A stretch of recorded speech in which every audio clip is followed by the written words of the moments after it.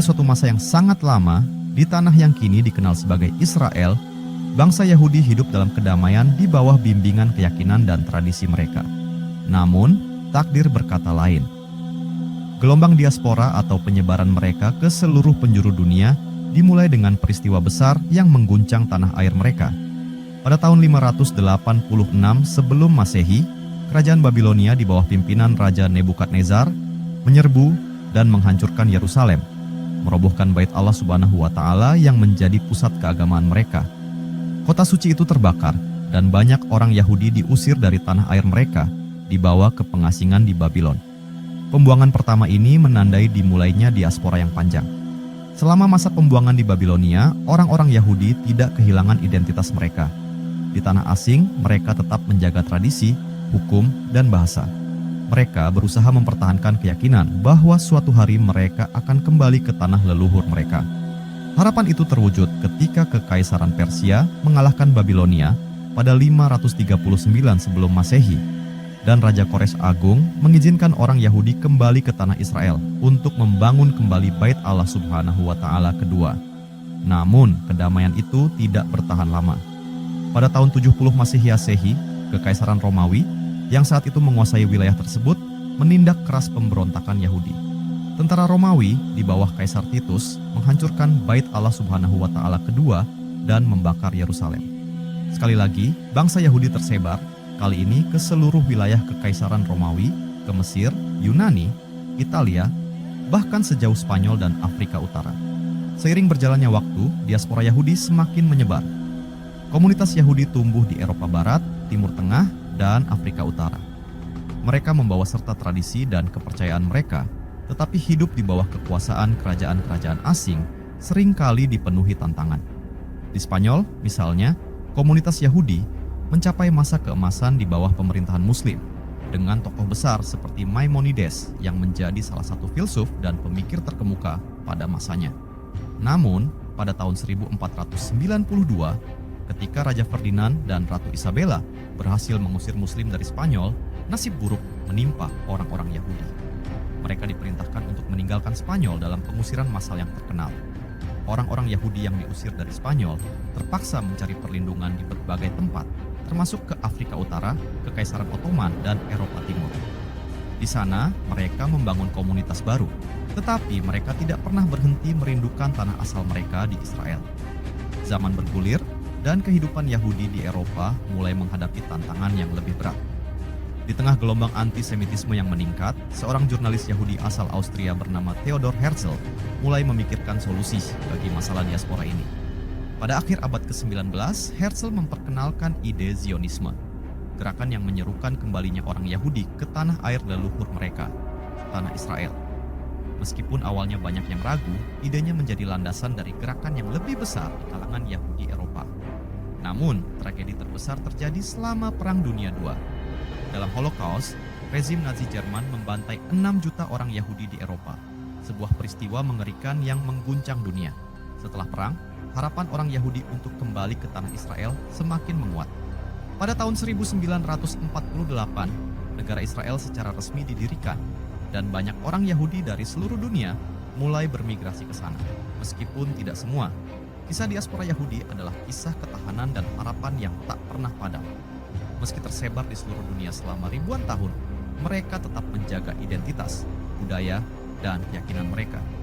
Hingga hari ini, diaspora Yahudi masih tersebar, tetapi hubungan mereka dengan tanah leluhur mereka di Israel tetap kuat, menjadi pengingat akan perjalanan panjang yang penuh lika-liku, namun penuh harapan.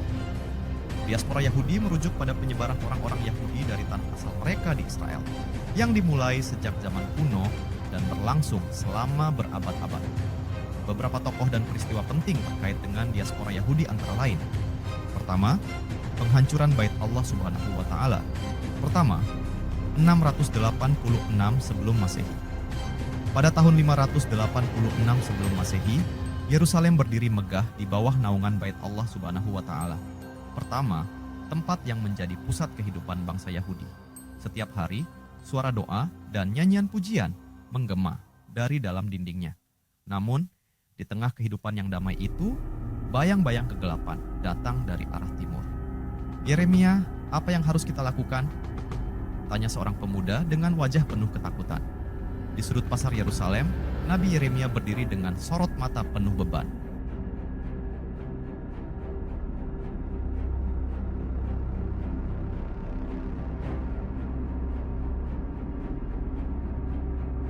"Kita harus bertobat. Tuhan sudah memperingatkan kita," jawab Yeremia dengan suara tenang namun tegas. "Jika kita tidak kembali kepadanya, kehancuran akan datang." Namun, banyak yang menutup telinga mereka atas peringatan itu. Mereka merasa aman di balik tembok kota yang tebal, yakin bahwa bait Allah Subhanahu wa Ta'ala, tempat suci yang dilindungi Tuhan, tak akan pernah tersentuh. Hari itu akhirnya datang, lebih cepat dari yang dibayangkan.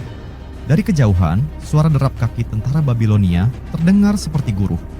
Raja Nebukadnezar II, penguasa Babilonia, telah mengirim pasukannya untuk menyerang Yerusalem. Tentara Yahudi berusaha bertahan, tapi kekuatan Babilonia terlalu besar. "Kita tidak akan pernah menyerah," teriak seorang prajurit Yahudi saat mereka berjuang mati-matian mempertahankan kota. Namun, dalam waktu singkat, gerbang kota berhasil ditembus. Tentara Babilonia mengamuk di jalanan, membakar rumah-rumah, dan menjarah harta benda. Di atas bukit, bait Allah Subhanahu wa Ta'ala yang selama ini menjadi simbol kehadiran Tuhan tak lagi aman. Para imam berlari di lorong-lorongnya, memohon agar keajaiban datang untuk melindungi tempat suci itu. Di hadapan gerbang bait Allah Subhanahu wa Ta'ala, seorang jenderal Babilonia memandang bangunan megah itu dengan tatapan dingin. "Bakar semuanya," perintahnya. Api segera menjalar ke setiap sudut bait Allah Subhanahu wa Ta'ala. Dalam hitungan jam, bangunan yang pernah menjadi pusat kehidupan spiritual Yahudi runtuh dalam kobaran api. Asap hitam membumbung ke langit, dan Yeremia yang menyaksikan dari kejauhan hanya bisa meratap. "Inilah hukuman yang Tuhan telah nyatakan," bisiknya dengan air mata menetes di pipi. Setelah kehancuran itu, hidup orang Yahudi berubah selamanya. Raja Nebukadnezar memerintahkan penangkapan para pemimpin dan cendekiawan Yahudi, memaksa mereka berjalan jauh menuju Babilonia. Dalam barisan panjang pengasingan, lelaki, perempuan, dan anak-anak Yahudi berjalan dengan kepala tertunduk, meninggalkan tanah yang telah mereka cintai selama berabad-abad. Di tengah barisan itu, seorang pria tua berbicara kepada cucunya yang masih kecil. "Kakek, apakah kita akan kembali ke rumah?" "Suatu hari, Nak," jawab pria tua itu dengan suara lelah namun penuh harapan. "Tuhan tidak akan melupakan kita selamanya. Meski kita jauh dari Yerusalem, kita akan tetap berpegang pada janjinya." Di Babilonia, orang Yahudi terpaksa menyesuaikan diri dengan kehidupan di negeri asing.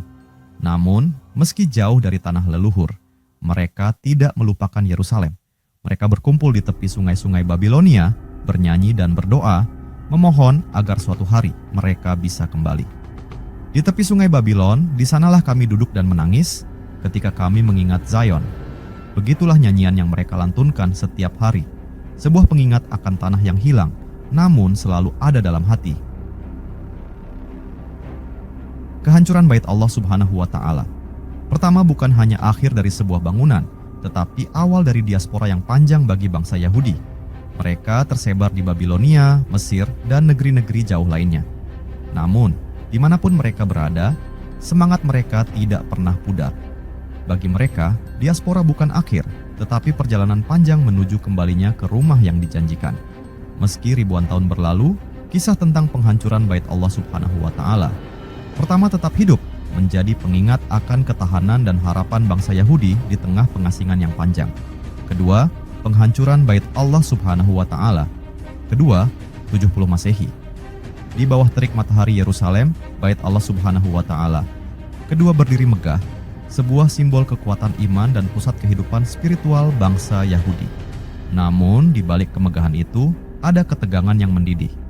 Kekaisaran Romawi yang saat itu menguasai wilayah Yudea memandang Yerusalem sebagai pusat pemberontakan yang semakin sulit dikendalikan.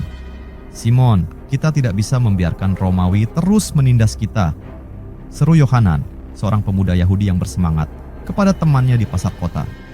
"Benar, Yohanan," jawab Simon sambil mengepalkan tangannya.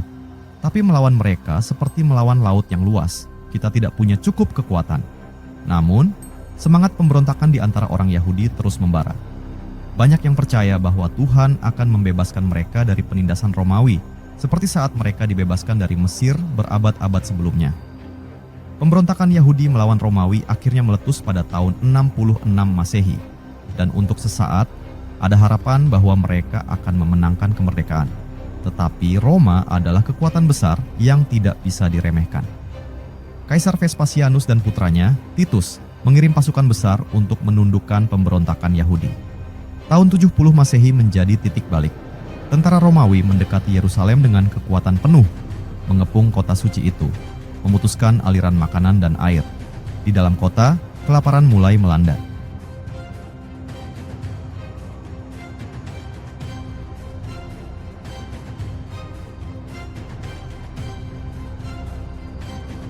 Orang-orang Yahudi yang tadinya bersatu untuk melawan musuh kini terpecah belah dengan kelompok-kelompok yang saling berseteru di dalam tembok Yerusalem. Dewa Abraham, apakah ini akhir kita? Bisik seorang imam di dalam bait Allah Subhanahu wa Ta'ala memandang altar dengan tatapan penuh kepedihan. Di luar, suara tembok yang runtuh terdengar semakin mendekat. Tentara Romawi dengan perisai dan pedang terhunus bergerak tanpa ampun menuju bait Allah Subhanahu wa Ta'ala kedua. Kaisar Titus memandang bangunan itu dari jauh, kagum pada kemegahannya, tapi hatinya dingin. Bakar semuanya, perintahnya dengan suara yang menggema. Para prajurit Romawi dengan cepat menaati perintah. Mereka mendobrak masuk ke bait Allah Subhanahu wa Ta'ala dan menyalakan api. Dalam hitungan jam, bangunan yang telah berdiri selama lebih dari 5 abad itu terbakar habis. Pilar-pilar besar runtuh satu persatu dan atapnya ambruk dengan suara gemuruh yang menakutkan. Asap tebal membubung ke langit, terlihat dari seluruh penjuru Yerusalem. Di dalam reruntuhan, seorang imam yang terluka berbisik, "Tuhan, jangan tinggalkan kami." Sementara itu, di pinggir kota, Yohanan dan Simon berdiri di antara kerumunan yang menyaksikan kebakaran besar itu dari kejauhan. Wajah mereka dipenuhi rasa kehilangan dan ketidakberdayaan. "Semua sudah hancur, Simon," ujar Yohanan dengan suara parau. "Bait Allah Subhanahu wa Ta'ala kita, pusat hidup kita, lenyap." Simon menggenggam bahu Yohanan, mencoba menenangkan temannya yang berduka.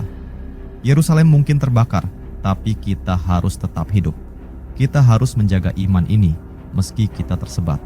Dan memang benar, setelah penghancuran bait Allah Subhanahu wa Ta'ala kedua, tidak ada yang sama lagi bagi bangsa Yahudi.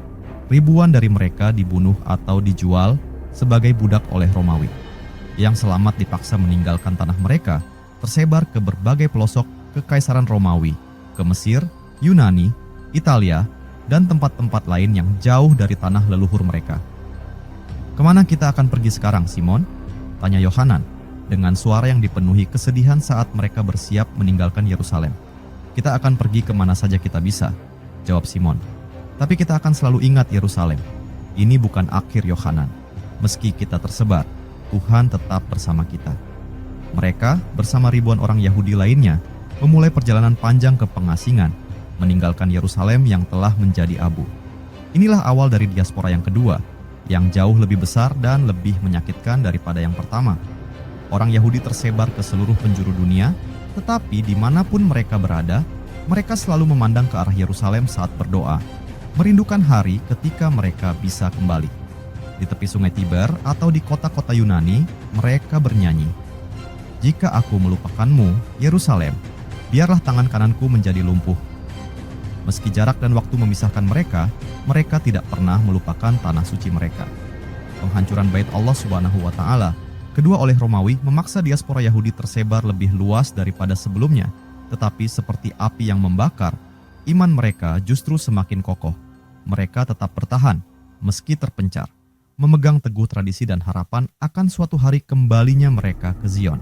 Ketiga, Maimonides, 1138 sampai 1204. Di tengah hiruk-pikuk kota Cordoba pada abad ke-12, seorang anak laki-laki bernama Moshe tumbuh dengan penuh rasa ingin tahu dan kecerdasan yang luar biasa. Di rumah kecilnya, ayahnya, Rabbi Maimon, mengajarinya tentang Taurat dan Talmud, serta membimbingnya dalam memahami dunia yang semakin berubah. Kota Cordoba yang saat itu berada di bawah kekuasaan Muslim adalah pusat pengetahuan.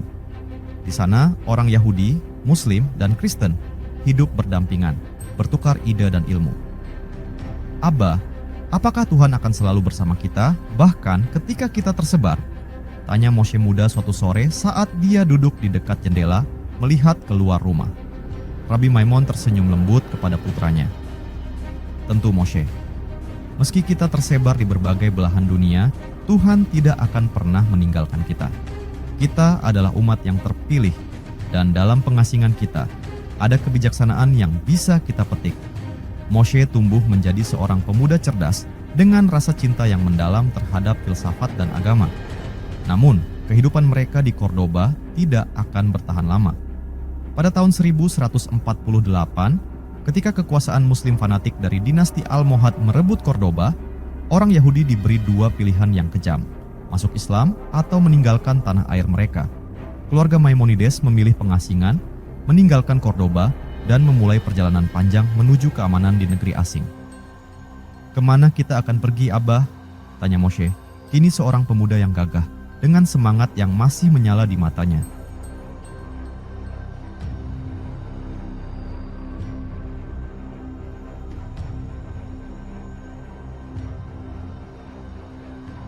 Kita akan terus mencari tempat di mana kita bisa hidup bebas dan tetap menjalankan iman kita, nak. Dunia ini luas, tapi Tuhan selalu bersama kita, meski di pengasingan, jawab Rabbi Maimon sambil menggenggam tangan putranya erat. Setelah bertahun-tahun berpindah dari satu tempat ke tempat lain, keluarga Maimonides akhirnya menetap di Fez, Maroko, kemudian melanjutkan perjalanan mereka ke Palestina dan Mesir. Di tengah perjalanan hidupnya yang penuh tantangan, Moshe, yang kini dikenal sebagai Maimonides, terus menulis dan belajar. Di Mesir, ia akhirnya menemukan kedamaian relatif dan berkembang menjadi salah satu pemikir terbesar dalam sejarah Yahudi. Di sana, ia menulis karya monumentalnya, Mishneh Torah, yang menjadi panduan komprehensif bagi hukum-hukum Yahudi. Karya ini ditulis dengan hati dan kecerdasan, menjadi pedoman bagi komunitas Yahudi yang tersebar di seluruh dunia. Maimonides, dengan kebijaksanaannya, menjembatani dunia teologi dan filsafat, bahkan mempelajari pemikiran Aristoteles yang kemudian ia satukan dengan ajaran Yahudi. Suatu hari, seorang muridnya di Mesir bertanya, "Guru, bagaimana kita yang tersebar di pengasingan bisa tetap menjaga identitas kita? Bukankah pengasingan ini membuat kita jauh dari akar kita?" Maimonides, yang kini menjadi tokoh dihormati di komunitas Yahudi Mesir, tersenyum bijak dan menjawab, "Pengasingan adalah ujian yang diberikan Tuhan kepada kita. Meski kita tersebar, iman kita adalah jembatan yang menghubungkan kita dengan tanah air kita, dengan Tuhan kita. Tidak peduli di mana kita berada, kita tetap bangsa yang satu. Hukum-hukum dan tradisi kita adalah jangkar yang menjaga kita tetap teguh." Selama hidupnya, Maimonides tidak hanya menjadi seorang rabi dan filsuf, tetapi juga seorang dokter terkemuka di istana Sultan Saladin. Di pengasingan, ia mengabdikan hidupnya untuk melayani komunitasnya dan dunia di sekitarnya. Karya-karyanya menyebar ke seluruh penjuru diaspora Yahudi, dari Spanyol hingga Irak, dari Afrika Utara hingga Eropa Timur. Di setiap sudut dunia di mana orang Yahudi hidup dalam pengasingan, ajaran Maimonides menjadi obor yang menerangi jalan mereka. Namun, meskipun ia hidup jauh dari tanah Israel, hatinya selalu tertambat pada Yerusalem. Dalam surat-suratnya, ia sering menulis tentang keinginannya untuk melihat kebangkitan kembali Yerusalem dan Bait Allah Subhanahu wa Ta'ala. "Yerusalem adalah jantung kita," tulisnya suatu kali kepada seorang rabi di Yaman. "Meskipun kita tersebar, kita semua berdoa ke arah yang sama, mengingat bahwa tanah suci itu akan selalu menanti kita." Setelah Maimonides wafat pada tahun 1204, pengaruhnya tetap hidup. Karya-karyanya menjadi bagian penting dari literatur Yahudi, memandu generasi demi generasi dalam menghadapi tantangan diaspora. Bagi bangsa Yahudi yang tersebar, Maimonides adalah lebih dari sekadar seorang pemikir. Ia adalah pelita yang membawa mereka melalui kegelapan pengasingan. Di tepi sungai Efrat di Baghdad, di kota Fez yang ramai, di perkampungan Yahudi di Eropa Timur, ajaran Maimonides terus diucapkan. "Dia adalah penghubung kita," kata seorang Yahudi tua di sebuah sinagoga di Eropa. "Meskipun kita jauh dari tanah kita, dia membuat kita merasa bahwa kita masih terhubung dengan akar kita." Kisah Maimonides dan diaspora Yahudi adalah kisah tentang ketahanan, kebijaksanaan, dan harapan yang tak pernah padam. Meski tersebar di seluruh dunia, Melalui karya dan ajarannya, bangsa Yahudi tetap menjaga identitas mereka, selalu merindukan tanah suci mereka yang jauh, tetapi tak pernah hilang dari hati. Keempat, pengusiran Yahudi dari Spanyol, 1492.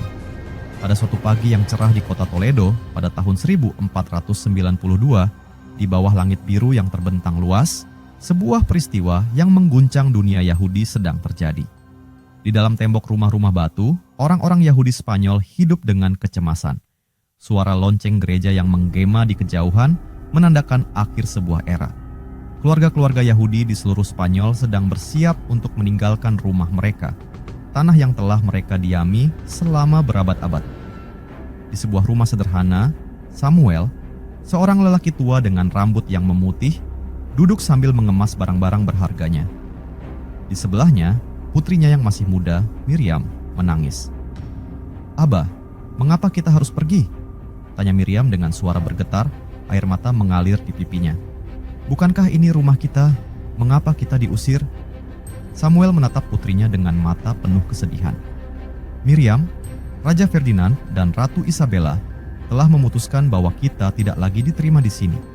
Mereka ingin kita meninggalkan Spanyol atau masuk agama lain yang bukan milik kita."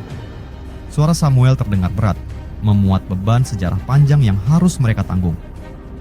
"Aku tidak mengerti, Abah. Kita telah tinggal di sini sepanjang hidup kita.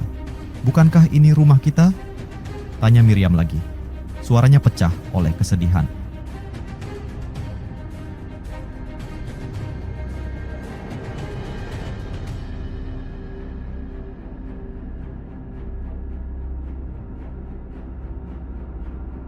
Samuel mengambil napas panjang, mencoba menjelaskan kepada putrinya yang masih muda. "Benar, Nak. Selama berabad-abad, orang Yahudi telah tinggal di tanah ini, memberikan banyak sumbangan pada budaya dan ilmu pengetahuan. Tapi sekarang, dekret yang dikeluarkan oleh penguasa telah menghancurkan semua itu. Mereka lebih memilih untuk memurnikan negeri ini daripada menghargai keberagaman kita. Kita harus pergi." Dekret Alhambra yang dikeluarkan oleh Raja Ferdinand dan Ratu Isabella telah memaksa orang Yahudi untuk memilih, meninggalkan Spanyol atau memeluk agama Kristen. Bagi Samuel dan keluarganya, pilihan itu jelas. Mereka tidak akan meninggalkan iman mereka, tetapi meninggalkan rumah mereka, tanah leluhur yang selama berabad-abad menjadi tempat tinggal mereka, terasa seperti mengoyak jantung. Beberapa hari kemudian, di pelabuhan di Seville, ribuan orang Yahudi berkumpul dengan barang-barang mereka yang sedikit, menunggu kapal-kapal yang akan membawa mereka ke tempat yang tak pasti. Udara di sekitar pelabuhan penuh dengan ketidakpastian dan kesedihan. Samuel berdiri di antara kerumunan sambil menggenggam tangan Miriam dengan erat. "Kemana kita akan pergi, Abah?" tanya Miriam, mencoba menahan air matanya. Samuel menatap ke arah laut yang luas. "Kita akan pergi kemana Tuhan membawa kita. Beberapa dari kita akan pergi ke Afrika Utara, yang lain ke Kekaisaran Ottoman, atau mungkin Italia. Dunia besar, Miriam, dan kita harus percaya bahwa ada tempat di luar sana untuk kita." Tak lama setelah itu, sebuah kapal besar berlabuh. Keluarga Samuel bersama dengan ribuan orang Yahudi lainnya menaiki kapal-kapal tersebut, meninggalkan Spanyol yang telah menjadi rumah mereka selama berabad-abad.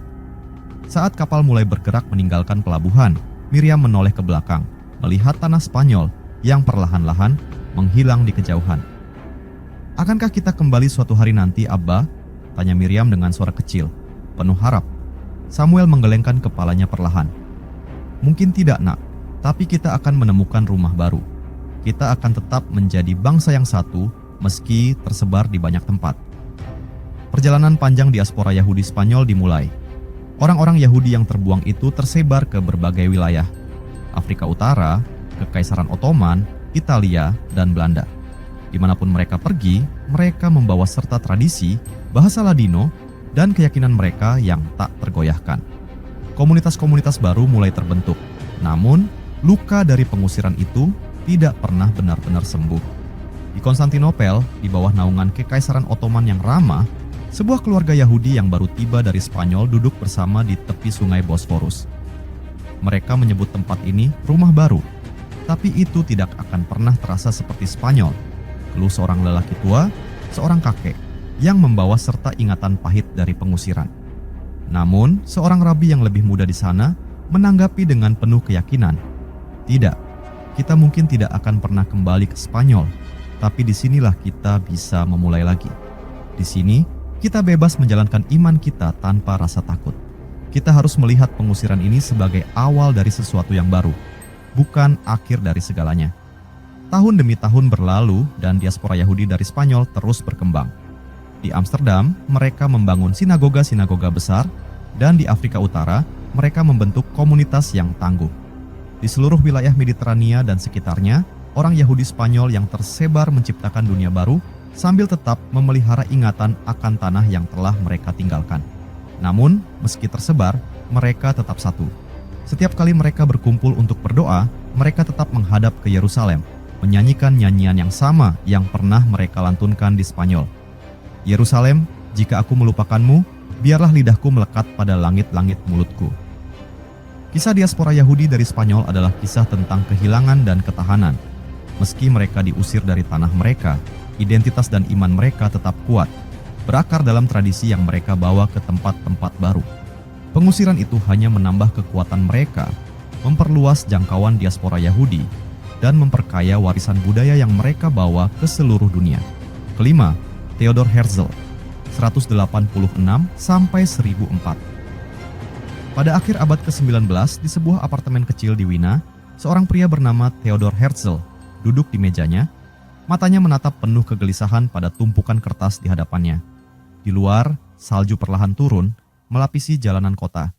Namun, pikiran Herzl bukan pada dinginnya malam itu, melainkan pada nasib bangsanya, bangsa Yahudi yang tersebar di seluruh penjuru dunia, hidup dalam pengasingan, dan menghadapi antisemitisme yang semakin kuat di Eropa. "Kenapa kita selalu diperlakukan seperti ini?" gumam Herzl dalam hati.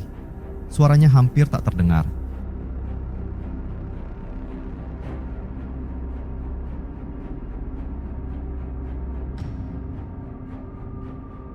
Sebagai seorang jurnalis yang sering meliput peristiwa besar di Eropa, dia telah menyaksikan sendiri bagaimana orang Yahudi di Prancis, Rusia, dan Austria menjadi sasaran kebencian, diskriminasi, dan kekerasan. Herzl masih teringat jelas peristiwa yang mengguncang batinnya, kasus Dreyfus di Prancis. Tahun 1894, Alfred Dreyfus, seorang perwira Yahudi di Angkatan Darat Prancis, dituduh melakukan pengkhianatan dan dijatuhi hukuman penjara seumur hidup. Tuduhan itu muncul bukan karena bukti kuat, melainkan semata-mata karena Dreyfus adalah seorang Yahudi. Herzl, yang meliput persidangan Dreyfus sebagai jurnalis, merasa terkejut dan marah melihat bagaimana kebencian antisemit mendominasi masyarakat Eropa. Suatu malam, saat berbincang dengan seorang teman dekatnya, Herzl menyuarakan pemikirannya. "Ini tidak bisa dibiarkan terus terjadi," kata Herzl dengan suara penuh tekad. "Kita, orang Yahudi, tidak akan pernah diterima di Eropa. Lihat saja kasus Dreyfus. Dia tidak bersalah, tapi mereka menjadikannya kambing hitam hanya karena darah Yahudi yang mengalir dalam tubuhnya." Temannya menatap Herzl dengan cemas. "Tapi apa yang bisa kita lakukan, Theodor?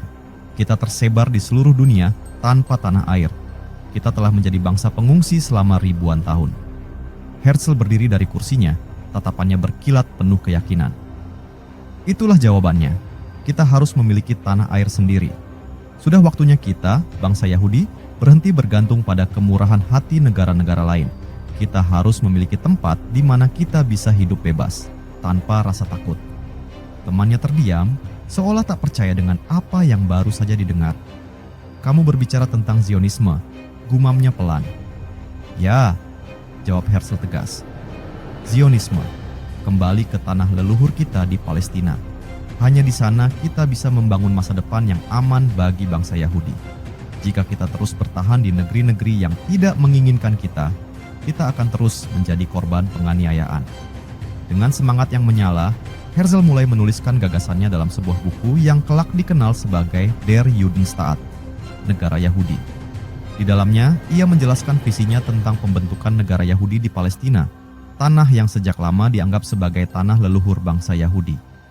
Dia percaya bahwa satu-satunya solusi untuk mengakhiri diaspora Yahudi dan penderitaan yang menyertainya adalah dengan mendirikan sebuah negara di mana orang Yahudi bisa hidup merdeka. Ini bukan sekadar mimpi, ujar Herzl pada suatu hari kepada rekan-rekan Yahudinya di Wina. Ini adalah kebutuhan mendesak.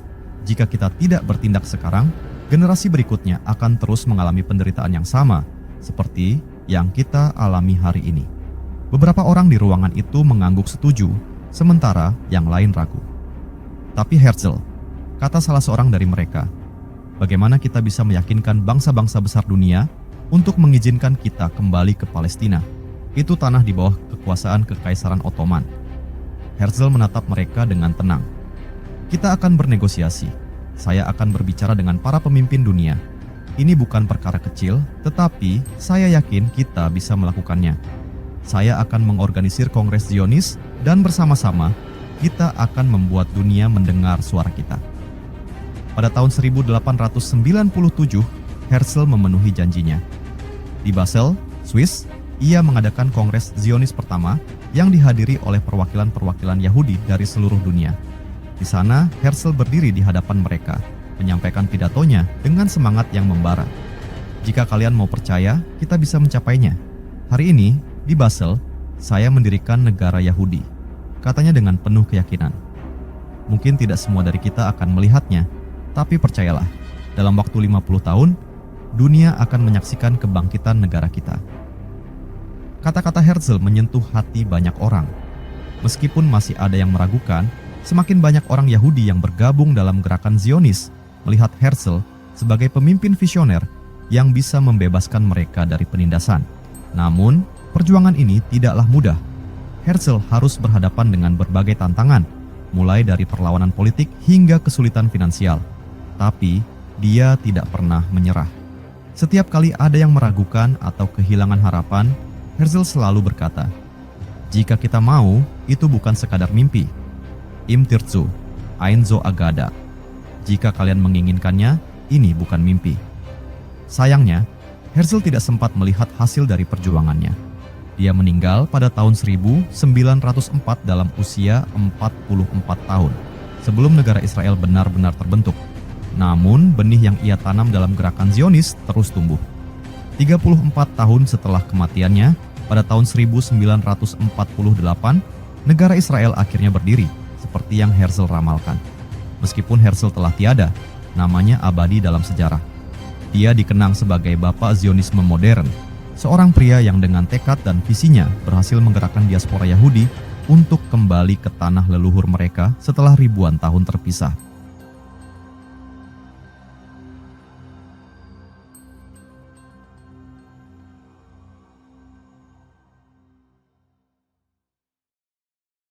Di hari terakhirnya di Basel, Herzl menatap sungai Rhine yang mengalir perlahan sambil berbicara dengan seorang teman. "Saya tahu, mungkin saya tidak akan melihat negara ini berdiri," katanya dengan suara tenang. "Tapi suatu hari nanti, generasi Yahudi akan memiliki tanah air mereka kembali. Dan saat itu tiba, mereka akan tahu bahwa kita pernah berjuang untuk mereka." Dan benar, Herzl adalah simbol perjuangan diaspora Yahudi untuk meraih kembali identitas dan tanah air yang telah lama hilang. Sebuah perjuangan yang akhirnya mencapai puncaknya dengan berdirinya Israel, rumah bagi bangsa yang telah lama mengembara. Keenam, Hitler dan Yahudi. Pada suatu pagi yang kelam di Berlin pada tahun 1933, Adolf Hitler, seorang pria yang ambisius dan penuh kebencian, dilantik sebagai kanselir Jerman. Di tengah suasana euforia nasionalisme yang membara, sebuah bayang-bayang gelap mulai menjalar di seluruh Eropa. Sejak saat itu, kehidupan bangsa Yahudi yang telah lama tersebar di berbagai penjuru benua dalam diaspora mulai berubah secara tragis. Di sebuah rumah sederhana di Berlin, keluarga Goldberg duduk mengelilingi meja makan mereka. David Goldberg, seorang pengacara Yahudi yang dihormati, membaca koran pagi dengan alis berkerut. Berita yang tertera di halaman depan membuat hatinya tenggelam dalam kecemasan. "Ruth," kata David kepada istrinya dengan nada tegang, "Hitler baru saja diangkat menjadi kanselir. Ini adalah tanda buruk bagi kita." Istrinya, Ruth, menatap David dengan mata penuh ketakutan. "Apa yang akan terjadi pada kita, David? Apakah kita masih aman di sini?" David menatap kedua anaknya yang sedang makan roti di ujung meja, berusaha menahan kegelisahannya. "Aku tidak tahu, Ruth, tapi sesuatu yang buruk sedang mendekat." Hitler telah lama mengutarakan kebenciannya terhadap kita, orang Yahudi. Dia menyalahkan kita atas segala kesulitan yang dihadapi Jerman. Sementara itu, di jalan-jalan kota, propaganda Nazi mulai mengakar kuat.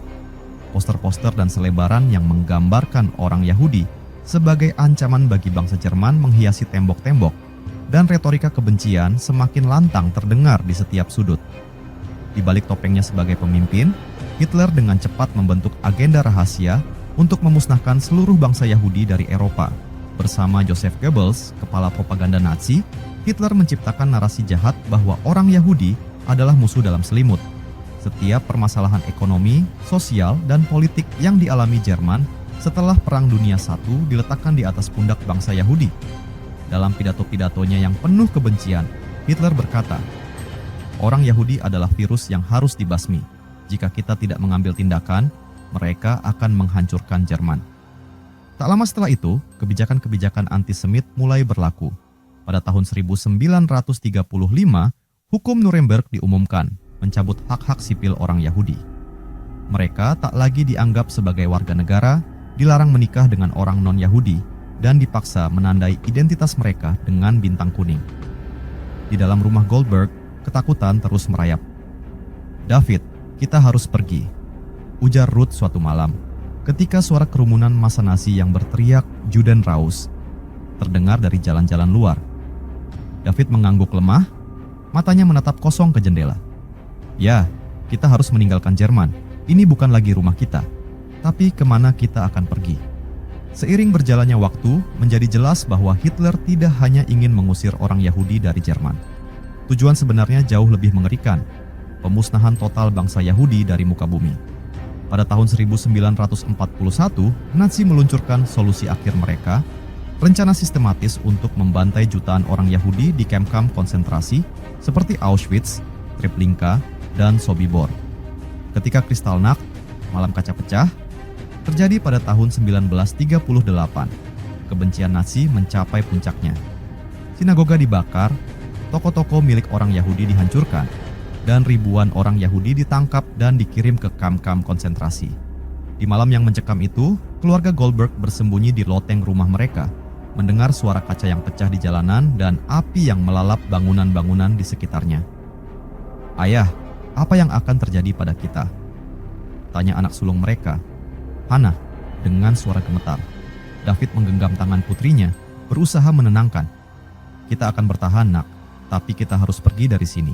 Malam ini kita meninggalkan Jerman dan kita tidak akan kembali." Keluarga Goldberg bersama ribuan orang Yahudi lainnya mencoba melarikan diri dari Jerman, mencari suaka di berbagai negara. Namun, dunia di luar Jerman tidak selalu bersahabat. Banyak negara menutup pintu mereka, takut menerima pengungsi Yahudi dalam jumlah besar. Namun, beberapa berhasil menemukan jalan menuju Palestina, Amerika Serikat, atau negara-negara lain yang bersedia menerima mereka.